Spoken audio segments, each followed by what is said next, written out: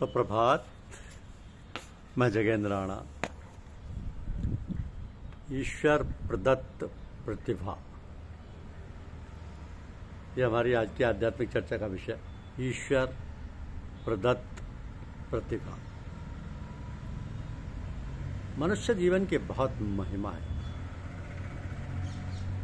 वास्तव में ये है भी बहुत महिमा में और गरिमा में, किंतु इसकी महत्ता और सत्ता की पहचान सभी मनुष्यों को नहीं होती है। सभी मनुष्यों में यह चेतना जागृत नहीं होती है कि वे मनुष्य हैं और उस मनुष्य जीवन को कैसे सार्थक करें, उसका उपयोग कैसे करें और मनुष्य जीवन की सफलता कैसे प्राप्त करें। कहा जाता है कि मनुष्य जीवन सबसे श्रेष्ठ है, तो परमपिता परमात्मा ने सृष्टि की रचना की और रचना का विस्तार करते करते सबसे अंत में मनुष्य शरीर का निर्माण किया। इसको यूं भी समझ सकते हैं कि प्रकृति के उत्तरोत्तर सृजन शैली का यह अंतिम रूप है। इसके निर्माण में रचना की सारी शक्तियां, सारा सौंदर्य कूट कूट कर भर दिया गया है।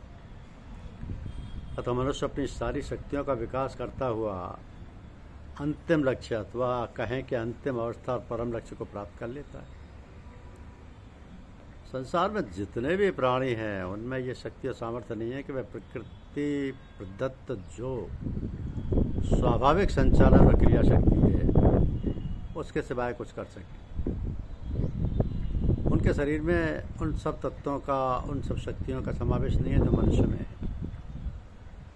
इसलिए कहा जाता है कि मनुष्य को छोड़कर सभी प्राणी भोग भोगते हैं। उनमें नवीन कर्म करने की, अपने आप को विकसित करने की शक्ति और सामर्थ्य नहीं है।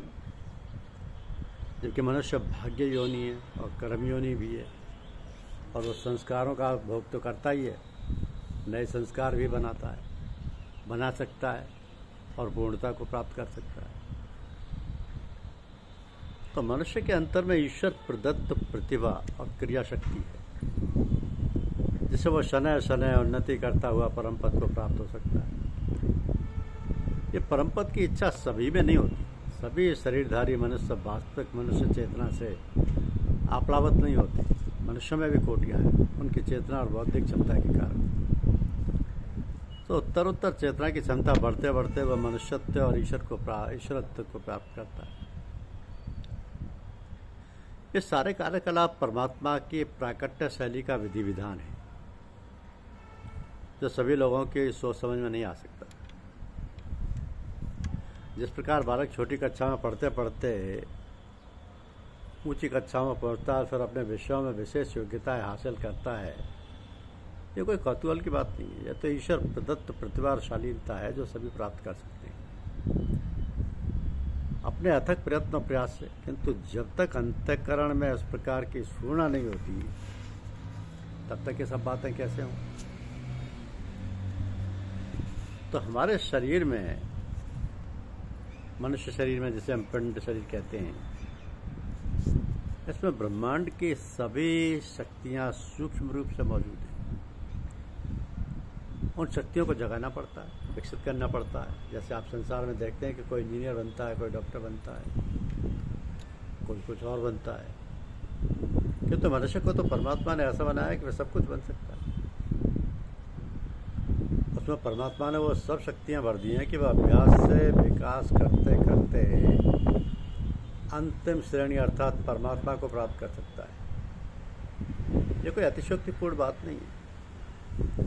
ऐसे अनेक महात्मा, योगी, संत, परम संत हैं जिनके वैभव और चमत्कार पूर्ण कार्यों को देखकर विस्मित होना पड़ता है। जीवन की सार्थकता यही है और मनुष्य जीवन का लक्ष्य भी यही होना चाहिए कि हम मनुष्यत्व को प्राप्त करें और शनय शनय ईश्वरत्व, ब्रह्मत्व और परम ब्रह्मत्व को प्राप्त करें।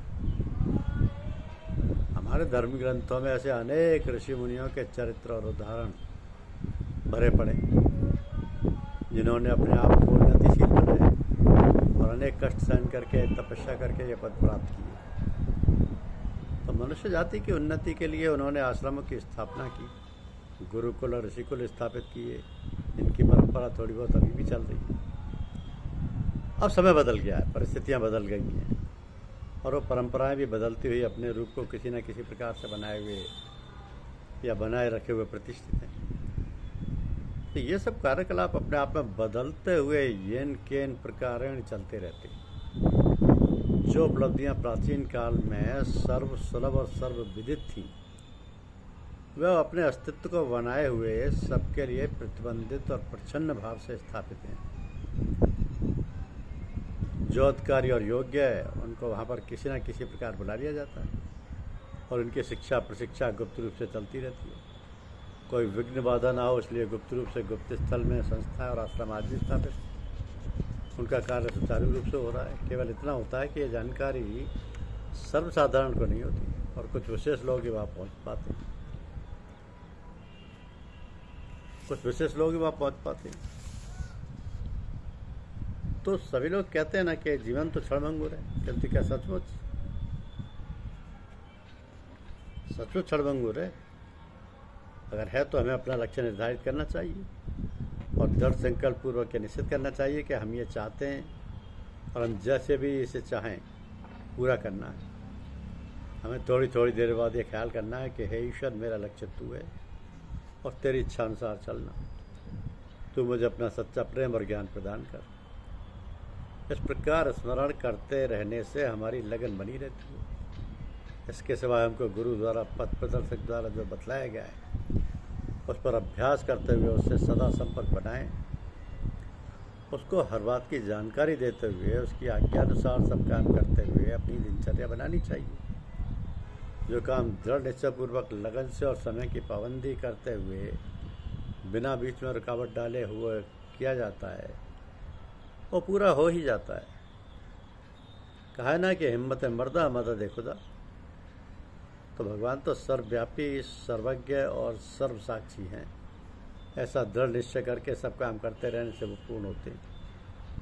तब भगवान की कृपा से, गुरु कृपा से रास्ते पर चलते रहिए, सब काम पूर्ण हो जाएंगे। नाम जप क्या है? अभ्यास नहीं है बल्कि पुकार है।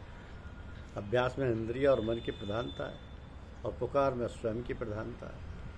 तो यदि चित्त वृत्ति नाम में लगी हो तो जब जीवंत हो जाता है।